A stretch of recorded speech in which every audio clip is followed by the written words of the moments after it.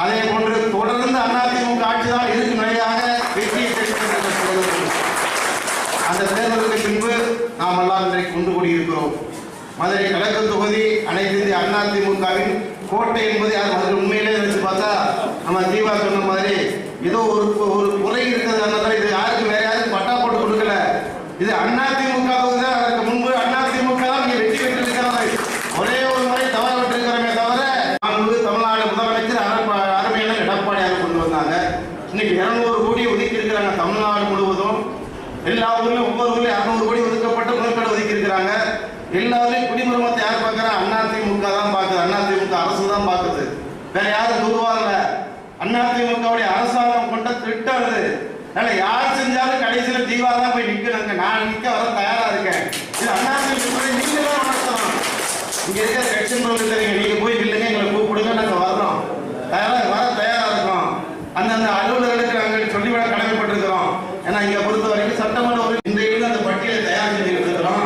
அதுக்காக தான் இன்னைக்கு உங்களை கூட்டிட்டு திருப்போல பகுதியில அத்தனை அணி பேரவையாக இருந்தாலும் சரி, மன்றமாக இருந்தாலும் சரி, அந்த யார் ஆர்வமா இருக்கிறீங்களோ, சில பேர் ஆர்வம் இல்லாமல் கூட யார் யார் ஆர்வமாக பணியாற்றுறீங்களோ அத்தனை பேருக்கும் வட்டக்கழக ரீதியாக தலைமை கழகத்துக்கு பரிந்துரை செய்யப்பட்டு நிச்சயமாக அறிவிப்பு வரும். நீங்கள் பணி செய்கிற போது நான் இந்த பணியை செஞ்சேன் அப்படின்னு சொல்ற அளவுக்கு நீங்க தைரியம் என்ன பண்ணாங்கன்னா வேறு சூழ்நிலைக்கு போய்விடுகிறது. அவையெல்லாம் நினைவுபடுத்தக்கூடிய அளவிலே இந்த அரசு ஏழை மக்களுக்கு கொண்டு வந்த திட்டங்களை நினைவுபடுத்துங்கள். திருப்பாளர் பகுதியில் வெறும் திட்டங்கள் மட்டுமல்ல, வார்டு வைஸா நீங்க இன்னைக்கு கட்சியை நடவடிக்கை எடுத்து பாருங்க. ஒவ்வொரு வார்டையும் எவ்வளவு பேர் தொண்டையா இருக்கான், போன தொண்டையா இருக்காங்களா, இளைஞர்கள் இருக்கிறாங்களா, இளைஞர்களை கூப்பிடுங்க. இளைஞர்களுக்கு ஒரு மாயை இருந்தது. ஏதாவது நடிகர் கட்சி ஆரம்பிக்கும் அந்த நடிகர் ஆரம்பித்த அந்த கட்சி நல்லா வந்துடும்ன்ற ஒரு மாயையான உணர்வு இளைஞர்களுக்கு இருந்தது. இன்றைக்கு அந்த இளைஞர் பட்டாளெல்லாம் முடிவுக்கு வந்து விட்டது. அதிமுக இந்த 2 கட்சிகள் தான் இருக்கும். இதற்கு வேலை வாய்ப்பு கொடுப்பதற்கு இப்ப அதிமுக வேலை வாய்ப்புக்காக எல்லா துறையிலும் வேலை வாய்ப்பு இன்றைக்கு அளிக்கப்பட இருக்கிறது. நீங்க பார்த்திருப்பீங்க, கால்நடை துறையாக இருந்தாலும் சரி, சுகாதார துறையாக இருந்தாலும் சரி, இளைஞர்களுக்கு வேலை வாய்ப்புக்கான வாய்ப்புகள் உருவாக்கப்பட்டிருக்கின்றன. ஆக நம்மை பொறுத்த இளைஞர்கள் இன்றைக்கு சேரக்கூடிய அதிமுக தான் என்பதை உணர்ந்து கொண்டு இளைஞர்களை சேர்ந்து நம்முடைய மூத்தவர்களுக்கு மதிப்பு அதிமுக 22 பல பேர் கட்சியில் இருப்பாங்க. அவங்களுக்கு மதிப்பு கொடுங்க.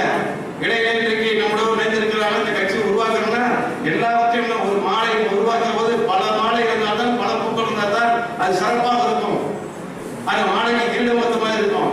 அந்த மாலையில இருக்கிற அத்தனை பேரும் அனைத்து பொறுப்புகளை வாங்கி கொண்டு நீங்கள் செய்தார்கள். பொதுப்பணியாளர்கள் உங்களுக்கு ஏதாவது திட்டம் சொல்ல ஜீவா சொன்ன மாதிரி வழக்கத்துக்கு தகுந்த முறை எப்படி ஒரு 100 பேராக 200 பேராக எங்களை சந்திக்கிறாங்க, பொதுமக்கள் சந்திக்கிறாங்க. முதியோர் உதவித்தொகை போகுது, அது உரிய கல்வியுடையவருக்கு போவதற்கு சேருது.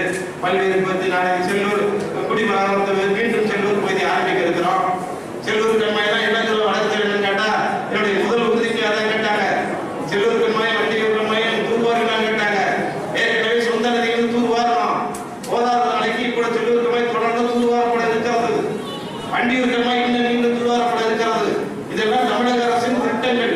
குடிநீரை தேக்கிறதுக்கு அப்புறம் நீ காலையோட நான் போகும்போது சொன்னேன், காலையில சிந்தாமணியில குடியேற்ற விழா ஒரு தியாகியின் பெயரால பழைய கட்சி தொடர் பெயரால பன்னீர்செல்வம் பேர்ல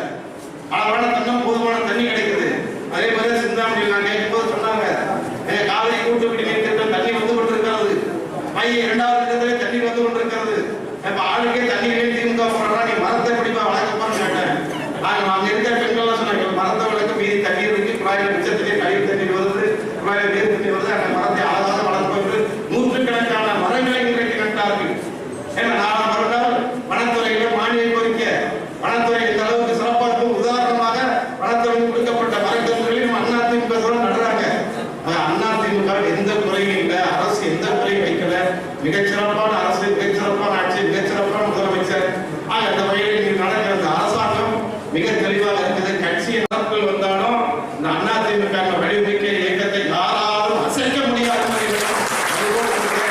திமுக நினைச்சு கூட பார்க்க முடியாது. இங்க போனவங்க புரிந்து கொண்டு நினைச்சு கூட பார்க்க முடியாது. ஒரு நாள் சிந்திச்சு பாருங்க, நான் மட்டும் போனா பல முறை பல்வேறு வகையான அதிமுக சில கொஞ்சம் கொஞ்சமா பிரிஞ்சு வந்து வந்தாலும் புரட்சி தலைவர் அம்மா என்ற அற்புதமான சக்திகளை திருப்பி அவர் தங்களை ஒப்படைத்துக் கொண்டிருக்கிறார்கள். இன்றைக்கு அதே நிலைமை தான். இன்றைக்கு அதே நிலைமையில இருக்கு அதிமுக. இன்றைக்கு இளைஞர்கள் நினைக்கிறாங்க எல்லாம் ஓட்டு கொடுத்தவங்க நினைக்கிறாங்க, இது ரெண்டு பிரியாம தான் அதிமுக ஜெயிச்சிருக்கணும் என்ற கணக்கு போடலாம். மக்கள் கணக்கு போடுவது அதுதான். இயற்கையா கணக்கு போடும்போது சில நேரம் 10 விழுக்காடு இந்த கட்சி தான் ஜெயிக்கணும், ஒரு 5 விழுக்காடு கூட ஓட்டு போயிடும். அந்த மாதிரி போனதான் 3 விழுக்காடு சரி அவங்க ஏதோ புரிஞ்சு நிற்கிறாங்க, அதனால திமுக ஜெயிச்சிருமோன்னு சொல்லிதான் ஒரு 2 விழுக்காடு மக்கள் அந்த பக்கம் ஓட்டு போட்டாங்க. தினகரன் வெறும் 2000 ஓட்டு 3000 ஓட்டு 10,000 ஓட்டு வாங்கினா அவங்க திமுக யாரும் ஓட்டு கொடுக்க மாட்டாங்க. அந்த 3 விழுக்காடு அதிமுக வந்திருக்கும். அதிமுக விஜயராஜேந்திரத்தோடு நாங்கள் தான் இரட்டை இலை செல்லும், நாங்கள் தான் அதிமுக அண்ணா சென்று நிறைவேற்றிருக்கிறோம். தலைமையிடம் மத்தியில் இருக்கிறது. எல்லோரும் இன்றைக்கு தங்களை ஒப்படைத்துக் கொண்டிருக்கிறார்கள், ஒப்படைக்க வருகிறார்கள். அந்த வகையிலே நீங்கள் எல்லாம் கடுமையாக மனம் கொள்ளுங்க. உள்ளாட்சி துறையில எவ்வளவு ஓட்டு போட்டாங்க, ராம்நாத் எவ்வளவு போட்டாங்க, எத்தனை தான் போட்டாங்க. இன்றைக்கு நாளை எல்லா சாதனையும் போது நீங்க சட்டமன்ற உறுப்பினரோ இல்ல நாடாளுமன்ற உறுப்பினரோ நாடாளுமன்ற உறுப்பினர் திருத்தம் செய்யலாம், சட்டம் உண்டாகலாம். ஆனா உள்ளாட்சி பிரதிநிதி தான் நீங்க தான் இருக்கிற காரோடு சரியா இருக்கான்னு பார்க்க முடியும், நீங்க தான் இருக்கிற ட்ரைனேஜ் சரியா இருக்கான்னு பார்க்க முடியும், நீங்க தான் குடிநீர் இருக்கான்னு பார்க்க முடியும். நான் உங்களை எல்லாம் மேற்கொள்வது நீங்க தான் நேரடியாக தொடர்பு கொள்ளணும். நீங்க இருக்கிற பல பேர் நாங்கள் அடுத்த முறை பார்க்கிற பொழுது உள்ளாட்சி தேர்தல் முடிந்து பார்க்கிற பொழுது இங்க இருக்கிற உள்ளாட்சி மாமன்ற உறுப்பினர்களாக மன்ற தலைவர்களாக மேயராக துணை மேயர் நல்ல வாய்ப்பு எடுத்தால் பல்வேறு பொறுப்புகள் தரப்போறோம். அதனால யாரும் ஓட்டு போட மாட்டாங்க என்னத்தெல்லாம் பார்த்துருங்க. இந்த ஜாதிக்காக ஓட்டு போட மாட்டான், இந்த மதத்துக்காக ஓட்டு போட மாட்டான், என்ன பண்ணலாம் மறந்து விடுங்கள்.